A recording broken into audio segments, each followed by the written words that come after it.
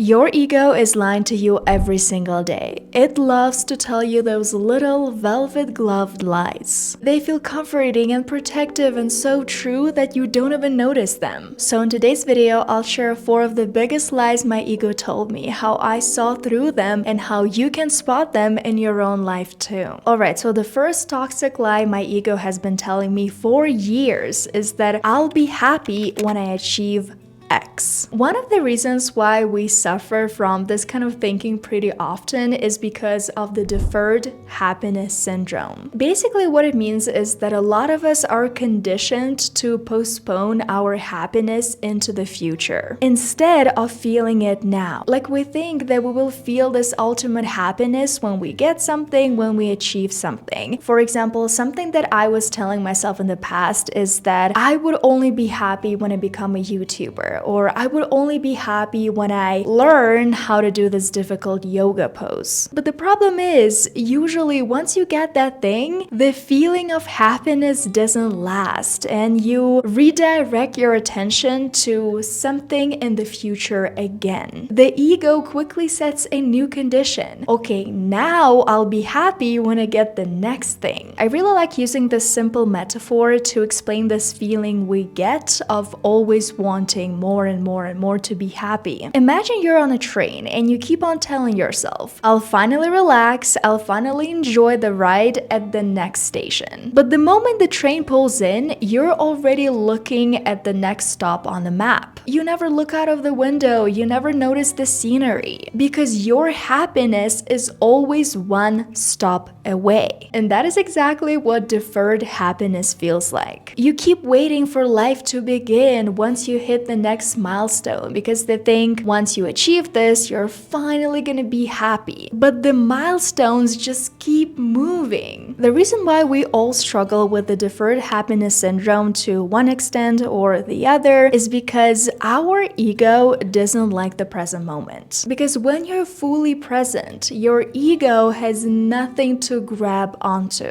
The ego can't build an identity out of that. It can't keep on telling you all of those different stories. The ego survives by keeping you focused on what's missing, either in the past or in the future. And there's a great book that I'm currently reading by Eckhart Tolle called The Power of Now. And there, the author says that the ego's greatest enemy is the present moment. Plus, I think a lot of us grew up believing that happiness is a reward you get after achieving something. You have to struggle, you have to push through, you can't be happy in the moment. No, you can only be happy after you achieve what you wanted to achieve. Like, happiness is not something you're allowed to feel right now. And so yes, I know it sounds super basic, but to be happy, to be satisfied, we have to try to focus on the journey of the train, not the destination. And the way I like to apply this to my life is pretty interesting. At the beginning, most of us are so focused on becoming someone or being someone, and we don't even ask ourselves this question, like, am I going to enjoy doing this thing, practicing this thing? So instead of saying, I'll be happy when I become a YouTuber, or I'll be happy when I learn a difficult yoga pose, what I do is I tell myself, I'm happy now because I want to create videos, and I'm creating videos right now. I'm happy now because I want to practice yoga, and I'm practicing yoga now. So can you guys feel what I'm trying to communicate here? A lot of us don't really want to put our head down and do the work because we only like this,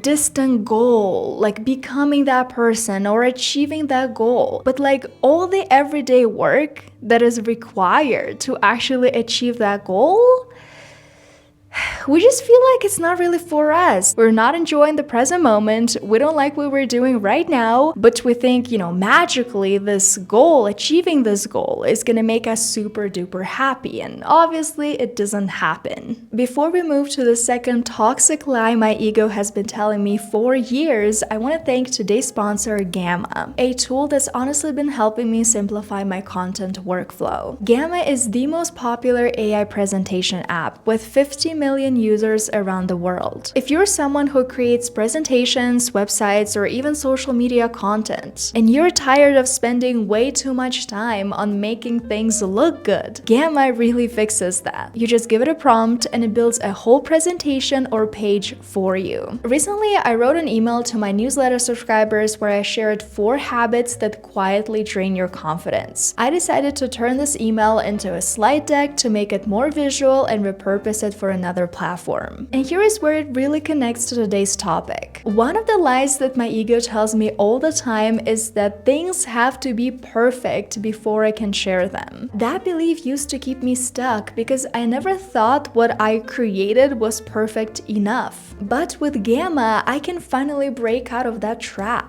I just type in my ideas, let Gamma create a clean, professional-looking deck for me, and then I can focus on the message, not obsessing over perfection. Once I'm done, I can export my content to Google Slides, PDFs, PowerPoint, share a link, or present it in Gamma. I love that it's not just for designers. You don't need any special skills to make something beautiful. If you want to give it a try too, use my link in the description and head to gamma.app to explore it for yourself. Okay, so the next toxic lie my ego used to protect me is that if I fail, I'm a failure. The reason why this happens is because our ego equates our worth with our external achievements, roles, and possessions. And so obviously it works in both ways. If you fail, our ego immediately tells us you are a failure. But if you get a lot of impressive stuff, then our ego feels like we're more valuable. And so living in this constant state of, one day being here and then the next day feeling like you're here is very tiring because all of that makes us feel like we're not enough. We start feeling like we need to curate a persona, a version of us who is always perfect, who never fails, who always knows everything. A person who has their together all the time. We start feeling afraid to show up as we are. We stop trusting ourselves because our ego is constantly scanning our environment, what we say, what we do, and immediately measuring everything against our worth. Okay, you don't have this luxury bag, so it means that you're not impressive enough. Or you stumbled over your words, you felt a little bit self-conscious. That means that all of a sudden you're a failure, you don't know anything, you're never perfect. But in reality, mistakes are feedback. They're not the definition of who you are. I think right now, because we compare ourselves so much constantly, there's so much pressure to have every single aspect of our life look perfect, like 10 out of 10. But the thing is, if you guys do this wheel of life exercise and look at all of the areas of your life, you're gonna realize that some of the areas are at 4, at 6, and that's okay. And trying to make every single area of your life at 10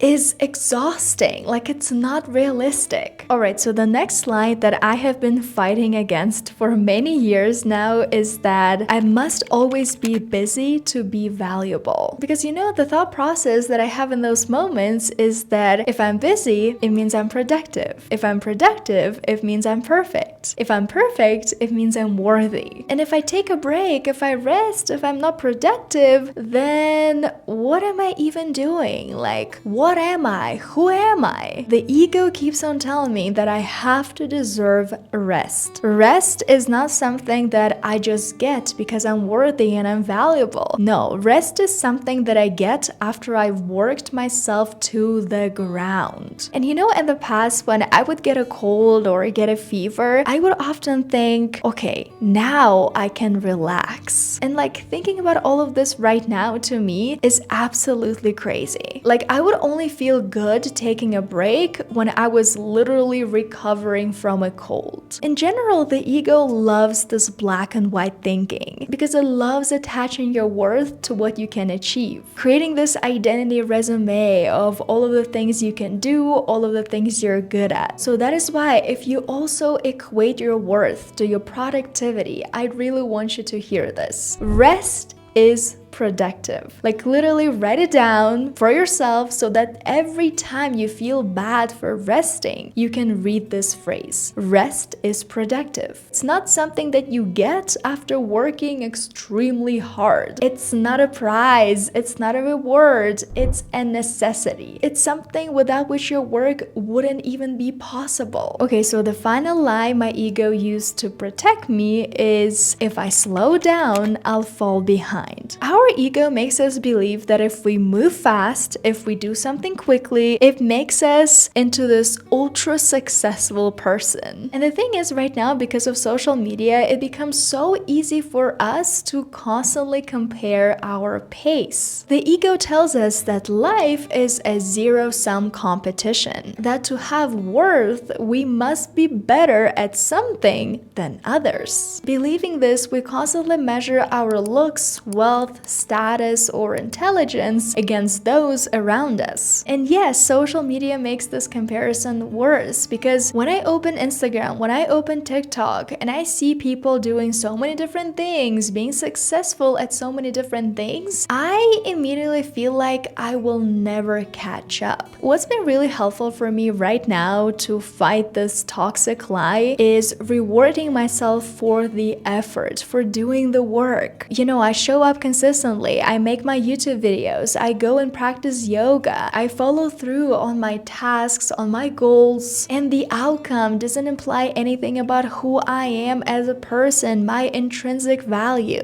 And also, life is not a single leaderboard, because what's meant for you won't pass you by. You can enjoy the present moment and you won't fall behind. To summarize everything we've talked about in today's video, I think I really have to mention that while doing research, I realized that the reason why the ego keeps telling us all of those lies is because ultimately it's trying to protect us from the things that hurt us in the past. It turns into this coping strategy. We start building those walls because we don't want to be hurt again. All of those moments when we felt rejected, embarrassed, or not enough. What the ego does is it takes those old wounds and builds protective stories around them. Your ego doesn't want you to experience the same hurt again. It's nice, thank you ego, but the problem is those lies are based on the past. Those situations that your ego is trying to protect you from, they're not real right now. They are outdated defenses. They're not based on the present reality, on the present moment. And instead of protecting us, those lies keep us small. They keep us disconnected and constantly dissatisfied. My mind can keep serving me all of these ideas, but I don't need to get too attached to them anymore. Yes, I can fail, but it doesn't make me a failure. Yes, I'm not perfect, and yes, not everyone is gonna love me, but I don't need to be loved by everyone to be loved by me. Alright guys, I think it's going to be it for today's video. If you liked it, please don't forget to give it a thumbs up and subscribe to my YouTube channel. I highly recommend watching this video next because here I talk about self-love and all of the uncomfortable truths that you absolutely need to hear. So just click here and I'll see you there.